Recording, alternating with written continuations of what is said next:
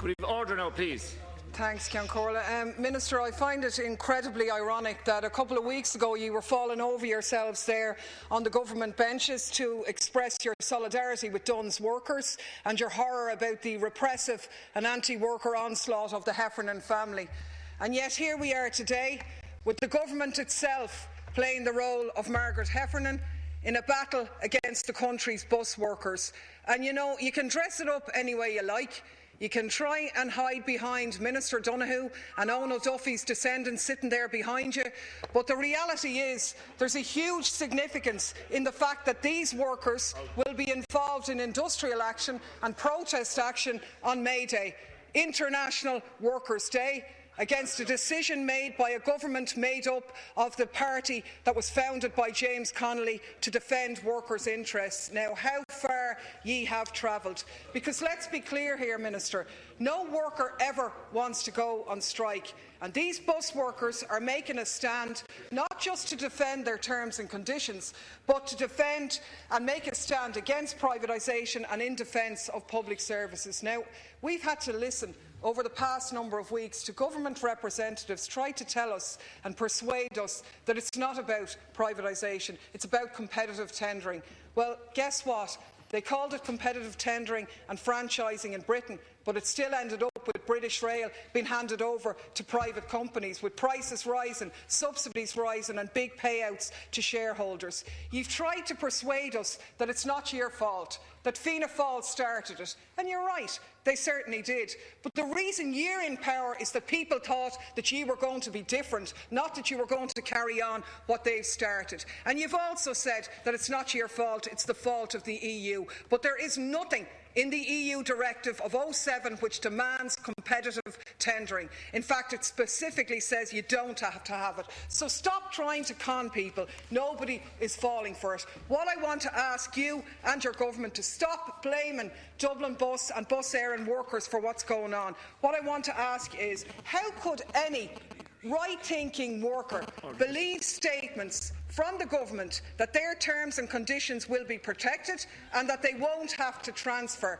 when they know that their colleagues in Team Aer Lingus, for example, who had not only commitments but significantly and supposedly legal binding letters of guarantee that wouldn't happen to them? Well, guess what? It did. Thank you. How could these people believe Minister Donoghue's press statements that their pensions will be maintained, when their colleagues from the DAA and Aer Lingus will be assembling in their hundreds tomorrow outside the Aer Lingus AGM because their pensions in their retirement have been decimated? And would you not just come clean and admit that what's going on here is a classic situation that Noam Chomsky described as the standard technique of privatisation: defund, make sure things don't work, get people angry and then hand it over to private capital? Thank you, Minister.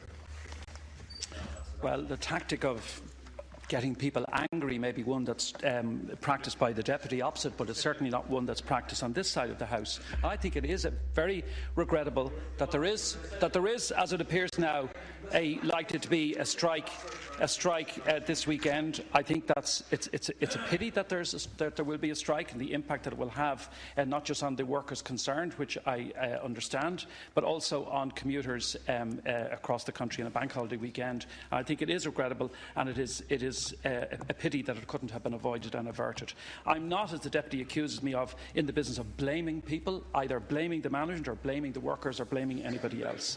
I think that this, I would have thought, and I very much hope that at some point very soon it will be possible for the parties to get around the table and to reach an agreement on the issues in the companies. And I have to say that over the years, and the deputy, as in her normal way, delivers a little lecture to me about trade union solidarity. I know all about the trade unions and the trade unions in the bus company, and I know the efforts that they have made, very, very strong efforts that they have made with management in recent years to transform that company and to ensure that it's a good, strong, public service company for the people of this city and elsewhere in the country, and I'm quite sure that it will go from strength to strength with strong management and strong trade unions, and that's what makes a company like Dublin Bus successful. The broader question, Leascan Corla, is that in any growing economy, and in this one, the government wants to ensure that commuters have the best services available to them to get to and from their place of work speedily and efficiently. And we have been greatly concerned that this industrial action has come in circumstances where the NTA is carrying out its statutory responsibility of proceeding with a tendering process that resulted from its assessment of how best to balance direct award and tendered PSO bus services in the public interest. And such action would cause considerable disruption, I have to say again, and obviously over this weekend, to the public and across the country, and will inevitably damage the company's finances if it goes ahead. Minister Donoghue confirmed yesterday, and I believe again this morning on the radio, that following detailed discussions with the bus companies, that the companies were willing to give a commitment that no driver currently employed will be required to transfer to another operator unless he or she wishes to do so.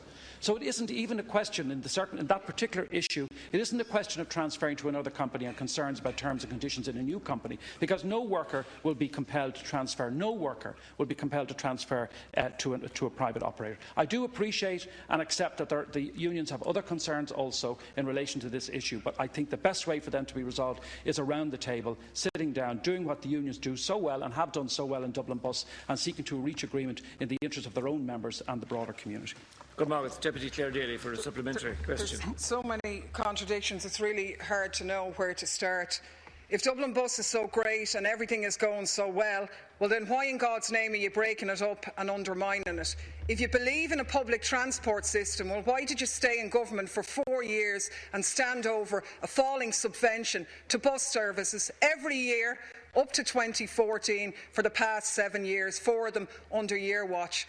Why do you stand over the crazy situation that while that subsidy is reduced, when you should be developing it, taking people out of cars, dealing with issues like climate change, your government has continued the obscenity of €50 million every year being going to fund the Westlink Toll Bridge Company, tens of millions more to PPPs on roads that are not being sufficiently used. Why isn't that money invested in public transport? Now, you say that the bus drivers don't need to worry about it, they won't be transferring. Well, let's look at that commitment, even though nobody believes your commitments anymore. You expect us to believe that they're going to carry an extra 10% of workers, and then at the end of 2019, it'll be another argument used to say that they're uncompetitive, that they're carrying other debts, and be used as a reason for further privatisation, because history has taught us so. Now, Minister, I know you're familiar with the writings of James Connolly.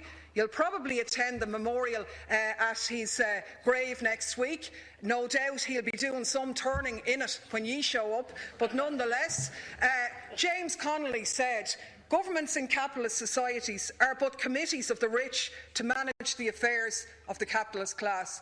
Now, I think he was right. That's exactly what you're doing in the Labour Party. So why don't you just fold up the red flag and go and join the boys in blue behind you? Thank you, Minister. Well, you know, Leascan Corla, when you prepare for this session for leaders' questions, when you prepare for this session, the writings of Noam Chomsky are not usually on the briefing notes that you get, but I must say, congratulate the Deputy for being able to bring in a quotation from Chomsky and from Connolly this morning. But let's actually look at the real issues that are facing the people in Dublin and the people in the bus company. She's wrong, of course, in her great survey all over the shop in relation to the government. She forgot to mention, because it wouldn't suit her rhetoric, that last year Dublin Bus and Bus Éireann were paid more than €90 million in PSO payments by the taxpayer, over and above the passenger fare income, to provide public bus services. A further €90 million in funding was also provided for new buses and upgrade of the fleet.